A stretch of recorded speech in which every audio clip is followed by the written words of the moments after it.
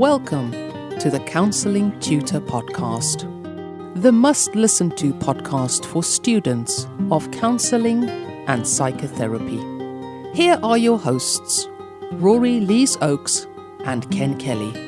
Hi, I'm Rory, and with me is Ken. How are you doing, Ken? I'm exceptionally well, and you have just tuned in to the Counselling Tutor Podcast. This is episode 111. It's all the ones today, 111, and Rory and I have one fantastic show lined up for you. We're going to be starting off speaking about avoiding plagiarism. If you are a student of counselling psychotherapy, you're writing assignments, how do you avoid plagiarism in your assignments? Then we delve into practice matters, and today you're going to be speaking, Rory, about something that comes up again and again, and that is self-disclosure. Yes. How much of yourself do you share in the therapy room is what I'm going to be discussing, Ken. And how do we manage that? And what do we have to think about before we do? Interesting topic, and it comes up so often. In fact, this very question is taken from our Facebook page. And if you're not a member of the Counselling Tutor Facebook page, get yourself in there. Just go into Facebook, put in the words Counselling Tutor. We're right there at the top. Knock on the door. Come in and join tens of thousands of fellow like-minded students, counsellors, supervisors and tutors as we discuss the topics that matter in counselling. But we're going to be ending episode 111 today by our third topic, and that is rejecting a supervisor. What do we mean by that one, Rory? Interesting. Well, I mean, good practice, and I'm sure that tutors will be saying to their students, you know, interview a supervisor. Don't just go for one. Go and see a few and see which one fits better for you, because you're going to be taking your practice, you're going to be taking your clients, you're going to be taking your experiences, and it's really important you get the best fit for you. And in that interview, there may be some that you just don't feel fit. What do you do if you've been to see a supervisor and you know they're not a good fit for you? Do you just not contact them again, or do you contact them? What do you do, or what do you do if you're changing your supervisor? Like it. How do you move on from that? So I'm going to be giving some observations on that. I like it. It's got a nice broad range on it there. So if you're a student, finding a supervisor, and if you are qualified, and you may come to a point where you need to move supervisors, you feel a need for a change. So we're going to be ending today's episode with that. But let's start at the top, and that is avoiding plagiarism in assignments. I can hear the dramatic music, dun, dun, dun, playing as we say assignment and plagiarism in the same sentence, Rory. Indeed. And when I was teaching, part of my work was to work with young people. I taught young people health and social care courses for a time. And I got one assignment handed in. It was beautiful. It was a lovely piece of work. And then I noticed that at the bottom, it had Wikipedia written on it. And I thought, Wikipedia. Now, Wikipedia, of course, is an online directory. It's an encyclopedia. So I asked the students to come in and I said, is this your own work? Oh, yes. So I said, well, do you write for Wikipedia? Because Wikipedia has this, and everything you've written in your assignment is an exact copy and paste. And then there was a little bit of a red face, some minor embarrassment. And, well, I was actually a bit late, so I copied and pasted it. And some people do it deliberately because they just, quite frankly, are lazy. But other people don't realise that the idea of writing assignments, and this is the majority of people, the idea of writing assignments is to put it in your own words. And plagiarism is where you use someone else's words and pass them off as your own. Yeah, and this is something that comes up time and time again. And the thing is, if you are a student and you are using somebody else's work, there are checks and balances in place to pick that up.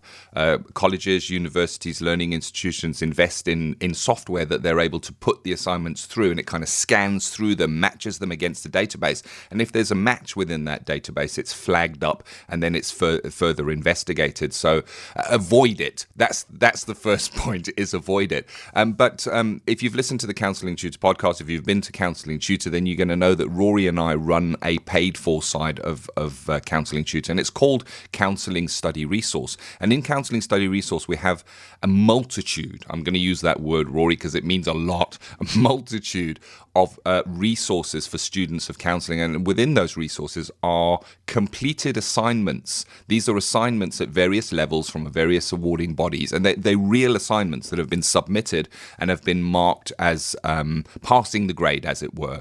And these assignments, we had to think long and hard before making those assignments available and consider the ethics of that. But assignment exemplars are common in academia, so we were able to put them in there. But they're there, I guess, as a benchmark. Rory, how would you work with something like, if you have an example assignment, how do you work with it without falling foul of plagiarism?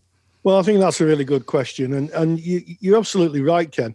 There's a big difference between copying something verbatim, in other words, verbatim's a word for word, and using an exemplar to be able to see how other people have constructed something. So the analogy I would use, because I love my analogies, is that if you've never built a building before, what you'd probably do is get plans from another building and have a look at it. What you wouldn't probably do is build that building exactly the same. You'd take some ideas from it, the structure of it, how it's laid out, but you put it into your own words. And you're absolutely correct. A lot of academic institutions use plagiarism testing software called Turnitin. One of them is called Turnitin. So if you send your assignment through the virtual learning environment, you upload it. What happens is overnight it goes to this huge database, which literally compares it to every other assignment that's ever been uploaded. And then the tutor gets a report to say how unique the assignment is. And the lower the number is better. So if it's like 4%, like someone else's assignment, that means actually it's pretty unique. If it's like 80% like someone else's assignment, that's the time you might need to call someone in and have a chat. And it will also highlight if there's anything being copied and pasted off the internet. So, that is why they use it. The reason it exists, of course, is because in the age of the internet, it's impossible for tutors to keep abreast of what's being written. So the computer software does it for them. And I do know that awarding bodies buy exemplar assignments. Many years ago, when I first started teaching, someone sold their ABC Level 7, Unit 7 exemplar portfolio, the complete thing, on eBay. And the awarding body bought a copy and then sent a letter saying that if anybody hands it in, it'll be compared against that. So the awarding bodies know, that people use exemplars, and also that people use other people's work, which is what they're after. So, yeah, and I also want to say that if you've never written an academic assignment before, it can be a massive learning curve, because if a lot of people, certainly like myself, second timers into education, turn up and you're given an assignment, and it's like, well, what do I do with this? How do I write it? I've come back to education after 20, 30 years. So some people plagiarize, not because they cheated, it's just because they just don't know any better. Yeah. And I guess that's what we're talking about here. We wouldn't for a moment think that someone's studying something as ethically robust as counselling training would then go and purposely copy someone else's work. But you can fall foul of plagiarism without actually knowing it. So I think that's really important to note. And a way of working around that is anything that you are referencing. It may, whether it be a book, whether it be an article that you may have got from counsellingtutor.com or from our YouTube channel, or something that you've lifted from one of our podcasts, or even if you have one of our assignment exemplars and you've got that one side, is to maybe refer to that before you write your assignment. Look over the resources that you do have, but then write your assignment yourself. And then come back to the resource at the end and then match it against it. So you use it as a benchmark rather than having it there the whole time and referring to it again and again and again. And when you were speaking, Rory, about the the 4% match and the 80% match when it's run through the plagiarism tester, you're going to get a match because the words of the theory are going to be the words of the theory. The 19 propositions is going to be written 19 propositions in your assignment, and it's going to be written 19 propositions in somebody else's assignment, and those propositions will remain the same. So there are going to be elements that remain the same, and that's okay. It's just about showing that you are putting it in your own words, because in an assignment, you're not teaching the theory or the concept to the person who is marking the assignment. They already know it, and that's how they get to mark it. All you're doing is showing that you have an understanding of it. And we all understand things in different ways. And you writing your assignment, you will bring your personality and your way of understanding that into that assignment. And that is what makes them unique. Yeah, absolutely. And it also makes sure from the tutor's perspective that you understand what you're being taught, because after all, certainly at level 4 and above, you're going to be applying your learning into practice.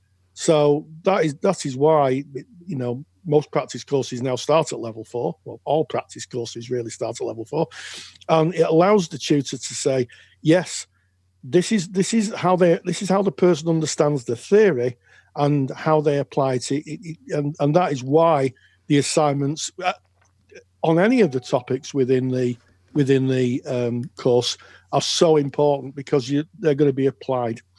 So yes, if you're unsure of plagiarism, what I would do is I would speak to your tutor. I'm going to share a little secret here.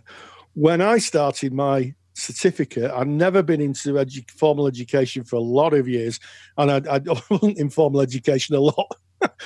when I had to go, quite frankly, there's far better things to be getting on with when I was younger. I copied and pasted the entire ethical framework and submitted it as an assignment, and a very kindly, patient tutor sat down and said to me, when was the last time you did an assignment? And it's like, I can't remember. And she said, right, okay, so you've copied, and I was arguing the case. Yes, well, this is what you're asking for. And she said, yes, but we need it in your own words, Rory. And I went out and I'm like, oh, well, there you have it, in my own words. Who knew? Yeah, and that's it. Who knew? And it's okay to make those kind of mistakes as you go along. And I guess, like you say, Rory, you had a wise and accepting tutor who was marking that for you. But relax into the assignments. That really falling foul of it is when you deliberately go out to take someone else's work, pass it off as yourself because you couldn't be bothered doing the work or taking the time and energy to put that in, or you've left it too late. That is to be avoided at all costs. It really is. But there you have it. A bit of a discussion on the topic of plagiarism in assignments. And you mentioned there, Rory, practice, and that's about what we're jumping into now, and that is practice matters. And you're going to be discussing the topic of self-disclosure. It comes up again and again, and there seems to be a number of different camps on this. There is the no, you do not disclose part of self under any circumstances. There is the camp of you do expose parts of self if it is appropriate, and there's the middle camp of, well, I'm not really sure. So hopefully after today's Practice Matters, we should have a better understanding. Yes, and I think that it's about an individual practitioner's view. I think it's strongly influenced by which modality you practice. But I've found in my own personal therapy, and also I was working as a therapist, that thoughtful, boundaried self-disclosure can be really, really useful. So let's get straight into Practice Matters after dipping into a short message from our paid-for service, which is called Counselling Study Resource. Take the stress out of your counselling studies and get the support of Rory and I by joining us in the Counselling Study Resource. See how Counselling Study Resource can help you. Visit counsellingtutor.com. That's counsellingtutor.com. Self-disclosure in counselling. Through training, counselling students are taught not to self-disclose, as quite rightly, the session is about the client and not about their counsellor's story or difficulties. Newly qualified counsellors can struggle with this issue because sometimes it becomes clear that a little self-disclosure can help the client normalise their feelings. For example, the client who states that she cannot understand why after the death of a friend, other members of the friendship group seem to be getting on with their lives. some even going on holiday the day after the funeral. The counsellor responds, "It seems you cannot understand why your friends are not grieving in the way you are. When my husband died, the day after the funeral, I had a short break in Turkey. I went scuba diving. We both agreed it before he died. People grieve in different ways." At that moment, the counsellor's self-disclosure both normalised and acknowledged the grieving of the clients and her friends. So what are the advantages and disadvantages of self-disclosure? Well, the advantages is that it can help the client build trust with you and develop a stronger therapeutic relationship. It can help reduce the inherent power differences that are always present in a counselling relationship, and it provides validation, normalising a client's feelings or worldview. There's also something about role modelling. It shows the client how others deal appropriately with issues they are experiencing. But there are some disadvantages. The client may seem more of a friend, which could compromise the therapeutic relationship. Self-disclosure, if done without thought, can shift the focus from the client onto the counsellor. Clients may also feel under pressure to share their stories. And finally, role confusion. The client may think the counsellor's problems are more important than theirs and hold back speaking about their issues, or even try to counsel the counsellor. So given that every client is different, it can be difficult to predict how they will respond to self-disclosure. However, checking in with the client can be useful to get a sense of how the client feels and experiences the therapeutic relationship. And finally, ask yourself who benefits from the self-disclosure. The answer to this question will inform what you disclose and how much. Thank you as always, Rory. And speaking about disclosure, the word that comes up for me, and I guess the camp that I sit comfortably in, is appropriate self-disclosure, when it is thought through, when it is correct, when it is appropriate. But a really interesting topic. And as always, Rory has created a super duper handout on self-disclosure that you can have. And it is free of charge. All you need to do is go to our website. That is counsellingtutor.com. We're on the internet.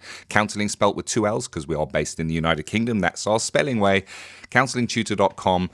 Go to the top tab of our website and you'll see there's a little tab that says podcast. Click on that. Go to episode 111, easy to remember, 111. All the show notes of today's podcast are there with links out to any additional resources that match the topics we're discussing. And right from within that page, you can download Rory's free handout on self-disclosure. You put in your email and we will send it to your inbox. And of course, as always, if you are a member, a valued member of our paid-for resource, Counselling Study Resource, well, we've already taken that handout and we've placed it into your handouts vault for you. You just log in and enjoy it whenever you want. It is waiting for you. So moving away from self-disclosure onto our final topic for episode 111, and that is rejecting a supervisor.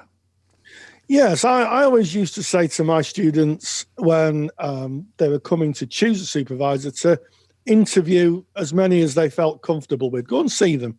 And the reason for that is because supervision is a very personal, special relationship. I think I once heard it quoted as where the profession can breathe. And you want to work with someone as a supervisor that you can really talk about all your practice and all the stuff that's going on for you within the practice. And as human beings, we get on better with some people than others, and supervisors are the same in this. So people will go and see different supervisors and find a supervisor that fits them. I do say there's a caveat with this. I used to say to the students, if you see a supervisor and you're not quite sure, you feel uncomfortable, have a think about why. Have a think about why. Is there any I got it in again, didn't I? Again. Transference. Is there any transference there? And think about why that is. Don't just reject a supervisor because you don't like them. Have a thoughtful view of it. Do a small analysis on what it is that is putting you off seeing that supervisor. But if you've seen a lot of supervisors, what do? Do you not contact them again and just go with the supervisor you've chosen, or do you phone the supervisor up and give them some feedback? And this is something that's come up in our Facebook group. And someone asked, well, what do you do? Do you phone them up? I would prefer as a supervisor for someone to phone me up and say, I'm not working with you at the moment, Rory, and this is the reason why, because that helps me. It might be something around cost that happens sometimes. It might be something about the modality. You know, I'm a TA therapist, and you're basically person-centered base. That's fine. It might be, and this has never happened, but it might be, well, I just don't think I can get on with you. In which case, I might. That's another conversation. But I think it is useful, and it leads into a wider conversation about what happens when you move on from a supervisor. Yeah. When you change your supervisor. 100%. So to look at that first part of rejecting a supervisor, the thing is we have choice. It's like so many things. We have choice with regards to ethical body, what course we go on. When we go to our personal counselling, we are offered choice. We can choose the counsellor.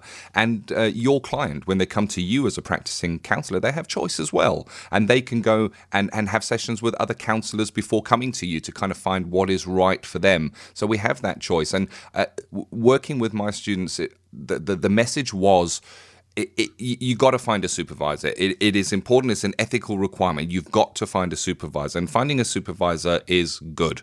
But finding the right supervisor is great. And you want to be going and speaking to a number of different supervisors and feeling what comes up for you. And again, you don't want to be too comfortable with a supervisor. It's not coffee and a chat and, I feel like it's chatting to an old friend. You're going to be looking for a little bit of challenge in there to develop yourself and your practice. But it's about finding who's right for you. And I agree with you. I think a few words by email just to respectfully let the person know that you won't be going to them, even if you don't want to give the reason for that, that's okay. It is just respectful to maybe send an email just saying, hey, you know what, thank you very much for the meeting, but I won't be taking you up on your offer of supervision this time. I think that it just puts out those good vibes all round. But interesting how you said you're in practice, you've maybe been with a supervisor, maybe through your studies, and you've come to the end of your studies and you're questioning, is this supervisor still right for me going into actual practice? Maybe you've been in practice for some years with a supervisor for some time and are considering moving on. How do you do that? How does that subject get brought up? Because you've formed this deep bond, this relationship with the supervisor you're working with. It's almost like a relationship, a marriage, a partnership, where it could be considered a difficult conversation to bring up. Rory, how might we do that? Well, I think before we have that conversation, I think there's a few urban myths that kind of wander around the counselling world. One of them is that you should change your supervisor every 2 years. I have never ever seen anything written or anything that would evidence that is something that there's no evidence base for that. But there's a strong evidence base for having a supervisor that works with your developmental process. So when I started, I can remember so well my supervisor, and I did write him in one of my books about it felt like I was like a door being stripped in an acid bath, because she was so direct. And at that time, as I wrote, I needed that because I felt safe in her hands. My clients were safe in mine. And she was I thought at the time she was very strict. If I look back now, she wasn't. She was just doing a job. It was just that I was a photograph album salesman when I started, as a counsellor. So I knew nothing about this world. So when I went in, of course, there's going to be a steep learning curve. When I changed my supervisor, and that was because my supervisor had retired, I found another supervisor who fitted A, with my value systems professionally, B, with the client groups that I was working with, and C, because she had a huge amount, and still does if she's listening, she has a huge amount of practice experience, and she understands the way that I work. But I have to say that I'm always surprised at how fresh the relationship is. Because there'll be things that I'll take away from supervision, and it'll be like, why didn't I think of that? Why didn't I think of that? So before you change your supervisor, you really need to think. And if you're a professional, if you're a qualified practitioner, you really need to think, what are you changing for? What is it that you need from a new supervisor you're not getting from your existing one? And I think that's the conversation to have with yourself.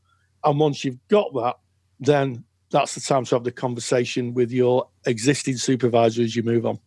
100%. So one way of maybe looking at this subject is to revisit your contract. If you are thinking you've had that thought process that you laid out there, Rory, and you've decided, yeah, maybe it is time for me to move on now, revisit the contract that you have with your supervisor. Good contract should have a revisit of the contract written into the contract as kind of near the bottom of the contract, that this contract will be reviewed from time to time when needed, or on a 3-monthly basis, or on a 6-monthly or a yearly basis, depending on the type of contract you're using. And you can bring up the contract and say, can we revisit that, and revisit that line of, we said we would bring this up from time to time, and let me tell you where I am at the moment, and share those honest, true feelings, the thought process that you've been through that you just described, Rory, with your current supervisor, and see where that road takes you. And I think you mostly from the supervisors that I've met, from being a supervisor myself, and from what you've mentioned, Rory, your supervisor is going to be open and receptive and not offended in any way. No. And also I think, as a supervisor myself, I think that it's really healthy for a supervisee to come to you and say, you've taken me so far in my journey, I need somebody else. And that is a cause of celebration, because it's a cause of celebration because that person's realised that their developmental needs are best met somewhere else. Doesn't mean that me as a supervisor isn't competent. It just means they need something else. And, that is how the profession should be. So what a great episode. We started off with avoiding plagiarism, something that I didn't do in my early academic career too well or at all. Practice matters. We talked about self-disclosure and how we self-disclose. Should we self-disclose? How much should we self-disclose? And then finally, we finished on rejecting a supervisor. And hey, stay grounded and stay safe. Take the stress out of your counselling studies and get the support of Rory and I by joining us in the Counselling Study Resource. Counselling Study Resource, or CSR for short, is the world's most comprehensive assignment guidance and study support resource for students just like you of counselling and psychotherapy. See how Counselling Study Resource can help you. Visit counsellingtutor.com. That's counsellingtutor.com. Thank you for listening to the Counselling Tutor Podcast. Find the show notes for this episode on our website at www.counsellingtutor.com.